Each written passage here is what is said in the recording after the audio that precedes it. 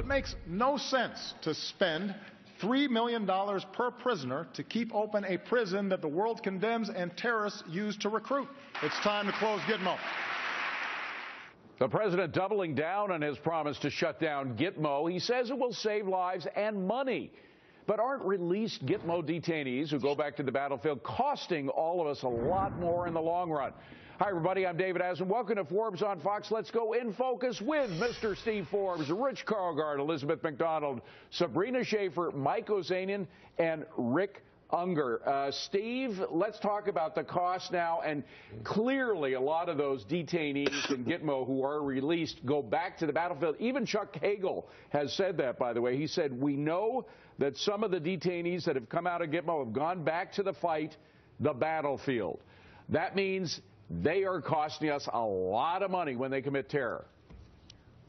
Well, that's right. And it's not just money, David. It's also the fact that what price do you put on those innocent lives that these terrorists then go back and take? And Gitmo is not a jail like it is in the United States. It's a prisoner of war camp. And by the way, the prisoners there are treated far better than most POWs were in previous wars. So the cost is not about cost. Closing Gitmo would be immensely costly because those terrorists do go back to the battlefield. And the idea that you can treat them like domestic criminals is preposterous. We did not read Miranda rights to Nazis on D-Day and anywhere else in a true battlefield. Okay. This is a war. Gitmo's a POW camp. Period. Well, Rick, let's get back to what the president was saying. I know there are issues, and we can talk about them beyond the money, but let's just talk about the money. The president said we would save money if we release the prisoners, but the cost of just one terrorist act are enormous. Yeah, I'm not going to support that approach, excuse me, because I don't think money's the issue here. Look, I have always had two primary issues with Gitmo. The first is I'm convinced it creates more terrorists than we keep out of the battle. That's my biggest problem. The second is I think it's fundamentally in violation of the way we as Americans treat justice. You've got people there who were not taken off the battlefield. They were taken out of their homes, maybe correctly, by the way. They are not charged. They do not get a trial. This is my concern. Sabrina, I know there is a concern there. We'll talk about it, but the president is the one who brought up the money issue. He said we would save money by releasing these prisoners. What do you think?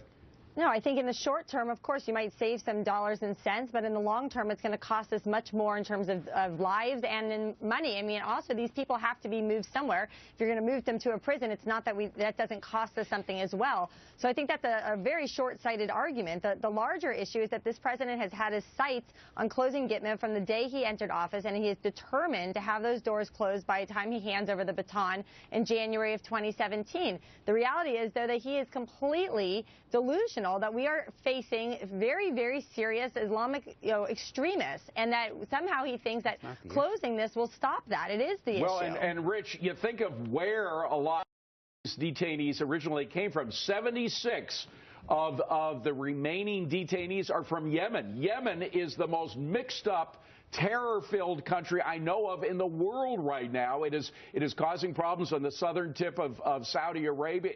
Those are the people who would be released, the worst of the worst. You know, I'm reminded when you say this of something Reagan said about the Cold War and the Soviet Union. He asked about his strategy to win the Cold War. He said it's simple. We win, they lose. That should be the attitude about terrorism. But I think that Obama makes one small point that is probably correct, and Rick mentioned it, that Gitmo, is a PR disaster. I don't know why you can't disperse these people in federal maximum security prisons, and if you have to use enhanced interrogation to get information that would save innocent lives, there are other ways to do that and other places to do that. By the way, I disagree with you both on that. I think that, in fact, the terrorists would find plenty of other means to go to the battlefield if it wasn't for Gitmo. But, Emac, again, about the cost. Let's take the worst-case scenario, which is 9/11. God forbid there's another 9/11 attack here, but that thing, we are still calculating the cost of that. Some people put it in the trillions of dollars. Yeah, trillions of dollars, you're right.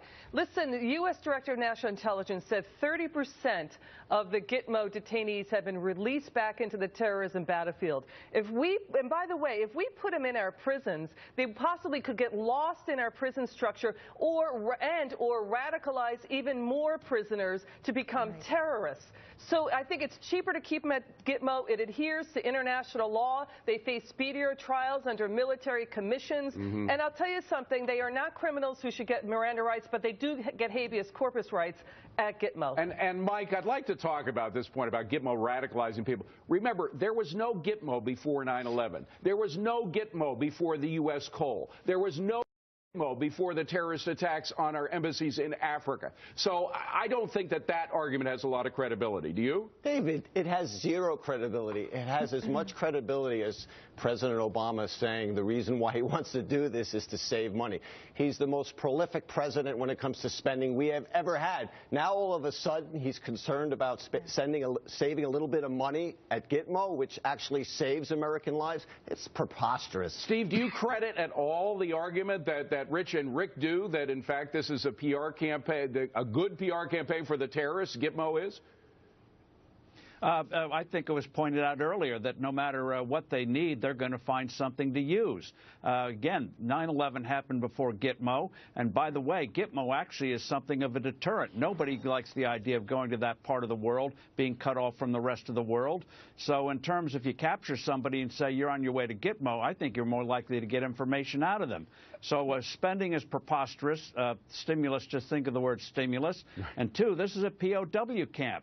This is not the traditional justice system we have at home. And so Rick, money's a bogus issue. He does not want to fight a real war against terror. I understand, but Rick, we also have the problem of those who are released going back into the battlefield. Chuck Hagel has admitted it. There are studies that 30% of those who are released are either confirmed or suspected of returning to terrorism. I mean, it's not just an idle threat. It's not just hyperbole. This is real. I don't question that for a minute. In fact, I wouldn't be surprised if more than 30% go back. But American justice values. What about the other 70% being held without hearings, without trials? When they do get released, they don't go back. Doesn't excuse that they do. And look, I think we all agree we don't want to see one more bloody terrorist getting out there to make trouble for any of us in the world.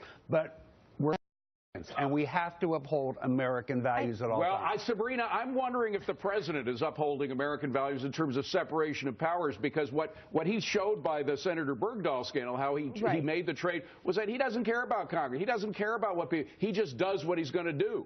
No, in fact, there's definitely been people on the record who have suggested that he was testing the waters to see how far he could push it without Congress pushing back. I think that, we're sort of missing the larger point. The United States could sort of curl up in a fetal position. We could drop Israel as an ally. We could stop every kind of, inflammatory cartoon that's out there. We could do everything that they have on their little checklist. We can close Gitmo. It's not going to stop these terrorists from wanting to kill us. And it is the point, Rick. The reality is that let me go back to Rich for a second, because we dealt with Rick on the second go-around. Rich, have we convinced you at all? I mean, there were a lot of terrorist attacks before Gitmo existed. These people didn't need any PR to get them to the battlefield before Gitmo. You know, it's so unfair of you to pummel me with the facts like that, David. I think I want to see more enhanced interrogation. You want to see enhanced interrogation? Let's do enhanced interrogation. But let's do it, in places that aren't so visible to the press that then becomes a bad PR. You can do it in safe houses. You can do it in offshore, but a lot of other places. Let's get the information. I want Mike to jump in, but a lot of congressmen, David, are saying, and state senators saying, not in my backyard. So we're spending a lot of money on those fights. It's immoral to have our soldiers and guys fight the same battle twice. Got to be the last word from EMAC. Coming up next, President Obama.